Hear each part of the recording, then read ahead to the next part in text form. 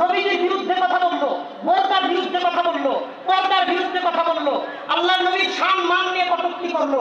বাংলাদেশের প্রত্যেকটা মানুষ 1994 রাস্তায় নামলো। এক দফা এক দাবি, তসলিমা তুই কবে যাবি? এক দফা এক দাবি, তসলিমা তুই কোথায় যাবি?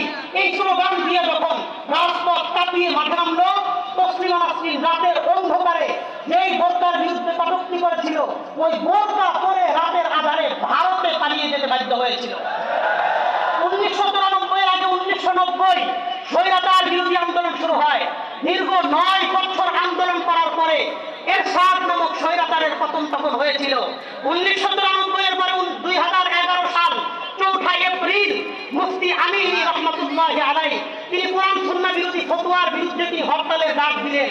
সারা বাংলার মানুষ কোরআন শরীফ বুকে নিয়ে রাজপথে নাইমা 4 এপ্রিল 2011 সালের হরতাল এমন ভাবে বাস্তবায়ন করেছিল, বাংলাদেশের কোন রাজনৈতিক দল ওইভাবে কর্মসূচি দিয়া কোন কর্মসূচি পালন করতে পারে নাই।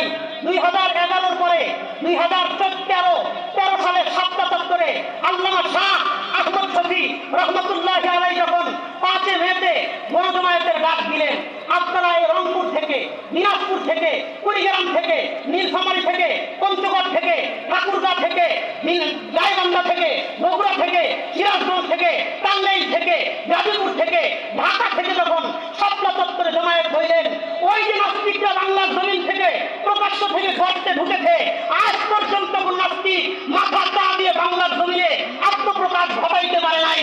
হে যুবক, 2013 পরে 2024 17 জুলাই থেকে 5 আগস্ট পর্যন্ত 21 দিনের আন্দোলনের মাথায় দীর্ঘ 17 বছরের স্বৈরা শাসক লেডি ফেরাউন হাসিনার বিরুদ্ধে যখন গর্জে উঠেছে, তোমাদের রংপুরের পীরগঞ্জের আবু সাইদ যখন বুক পাইতে দিচ্ছে, স্বৈরাচারের বুলেট ঢুকেছে, কিন্তু আর বুকে ঢুকে নাই, ওর মস্তকে ঢুকেছে।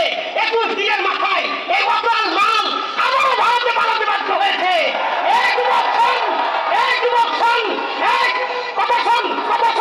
আমি বলে যাই, এই শতাব্দী নতুন শতাব্দী, 1900 ইতিহাস ভুলে যাও, 2000 সালের এই শতাব্দী উম্মতে মুসলিমার শতাব্দী।